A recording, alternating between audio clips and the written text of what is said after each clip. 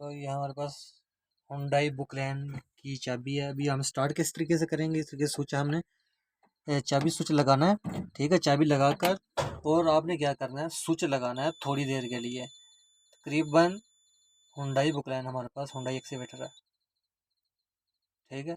थोड़ी देर के लिए आपने स्विच जो है लगा कर रखना है, उसके बाद स्टार्ट करना है।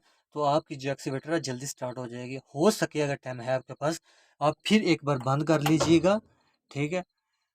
उसके बाद फिर एक बार ऑन कर लीजिएगा, ठीक है। उसके बाद आप अगर स्टार्ट करते हैं ना इसको, तो आपकी स्टार्टिंग बहुत अच्छी हो सकती है, ठीक है।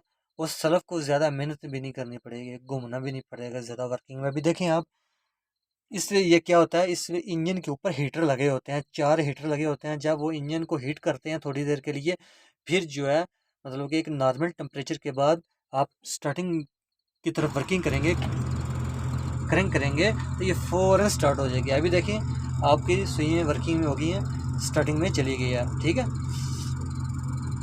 आरपीएम बढ़ गए हैं, ठीक है। अगर आप मतलब आते ही चलो जी स्लम मारते हैं, स्लम मारेंगे तो क्या होगा, लंबी राउंडिंग आएगी। और लंबी राउंडिंग से बचने के लिए और भी मसले मसाइल हो सकते हैं। लंबी राउंडिंग के लिए बचने के लिए आपने स्विच को 2 बार बंद ऑफ करके उसके बाद आप स्टार्ट करेंगे, आपकी जो कि स्टार्टिंग है एक्सीवेटर की बहुत बेहतर हो जाएगी।